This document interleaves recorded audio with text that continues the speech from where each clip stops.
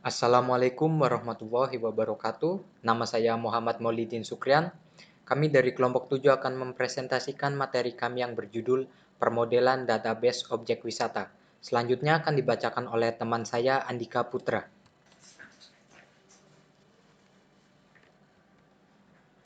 Selanjutnya, penggambaran dunia nyata atau model dunia nyata atau pemodelan data merupakan sebuah peristiwa penyederhanaan, klasifikasi, dan simbolisasi sesuai dengan interpret masing-masing individu tersebut. Seluruh fenomena dunia nyata tidaklah mungkin sekaligus digambarkan secara lengkap, detail, dan sempurna. Penggambaran yang dilakukan tersebut dipengaruhi oleh pengalaman dan pengetahuan masing-masing individu atas dunia nyata sebagai lingkungannya. Yang selanjutnya, model dunia nyata menerangkan kenyataan yang ada pada dunia nyata sebagai suatu persepsi rancangan model dunia nyata yang dikembangkan oleh pengembang atau SIG untuk menentukan semua data yang diperlukan. Persepsi ini mencakup informasi yang paling dasar atau entity atau entitas.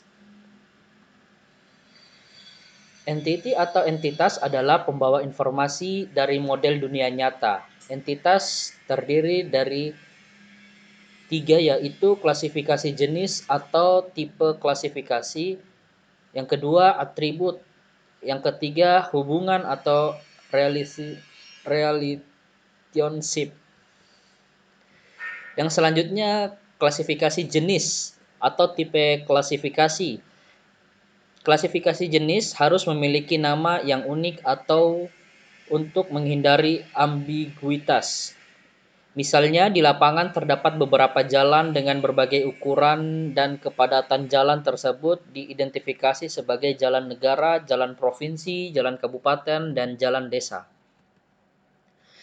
Atribut merupakan data yang menerangkan sebuah jenis entitas. Sebuah jenis entitas memungkinkan memiliki lebih dari satu data atribut. Misalnya, sebuah jalan memiliki data atribut nama, lebar, kelas jalan, kepadatan, dan lain-lain. Data-data tersebut merupakan fakta lapangan yang diambil untuk menerangkan secara spesifik sebuah entitas.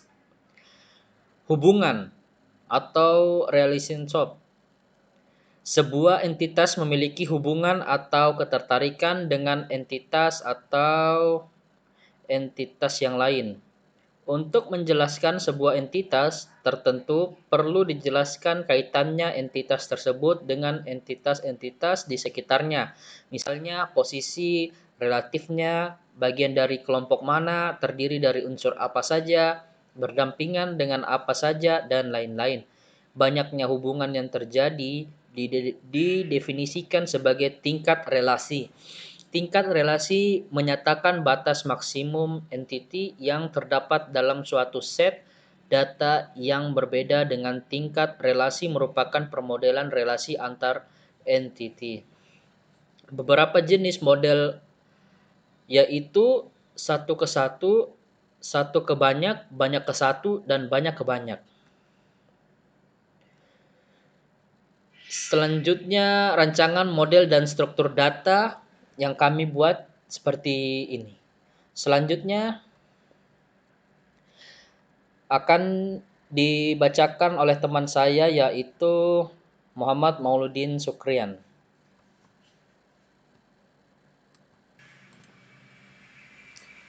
Atribut objek wisata. Informasi objek wisata dapat dibagi dua, yaitu informasi utama dan informasi tambahan.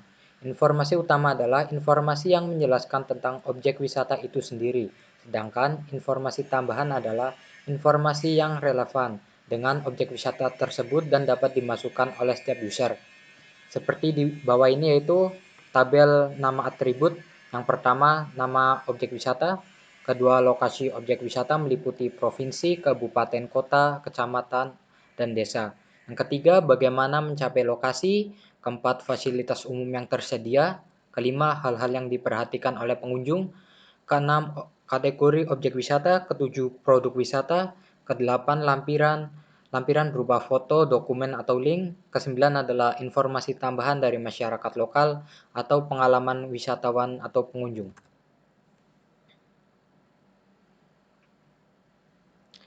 Tabel utama yang menyimpan informasi utama tentang objek-objek wisata atau destinasi pariwisata seperti berikut.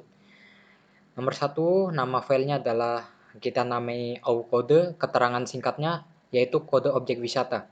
Yang kedua, nama. Keterangan singkat nama objek wisata. Yang ketiga, AU nama L atau nama wisata, nama lain atau populer dari objek wisata. Yang keempat, prokode. Keterangan singkatnya adalah lokasi objek wisata dalam kurung kode provinsi dan bisa dilihat sebagai berikut.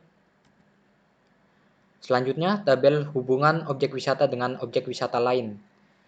Yang pertama, nama filenya adalah AUKODE, keterangan singkatnya kode objek wisata. Yang kedua, AUKODE DKT, keterangan singkatnya objek wisata yang berdekatan. Yang ketiga, jarak kilometer, keterangannya adalah jarak atau kilometer antara objek wisata terdekat. Yang keempat, waktu tempuh, keterangannya adalah waktu tempuh jam atau menit antara objek wisata terdekat. Kelima, waktu tempuh dengan, keterangannya adalah waktu tempuh dengan apa, misalnya pesawat, kereta api, mobil, sepeda, motor, atau lain-lain. Keenam adalah status, keterangannya adalah status N belum diotorisasi, Y adalah sudah diverifikasi.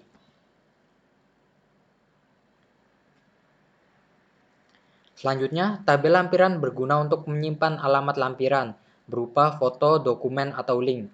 Disimpan atau di-attach. Lampiran ini bisa digunakan oleh tabel-tabel lain dengan mengaitkannya dengan file lampiran kode. Contohnya, nomor 1, nama filenya adalah lampiran kode, jenisnya char atau karakter, keterangannya adalah kode lampiran. Yang kedua adalah nama filenya lampiran judul, jenisnya adalah varchar, keterangan singkatnya judul lampiran. Yang ketiga, lampiran deskripsi, jenisnya teks, keterangan singkatnya adalah deskripsi. Untuk tabel-tabel tersebut kita bikin di database MySQL, jadi kita bisa mengatur jenis misal karakter, varchar, atau teksnya. Selanjutnya akan dibacakan oleh teman saya lagi, Andika Putra.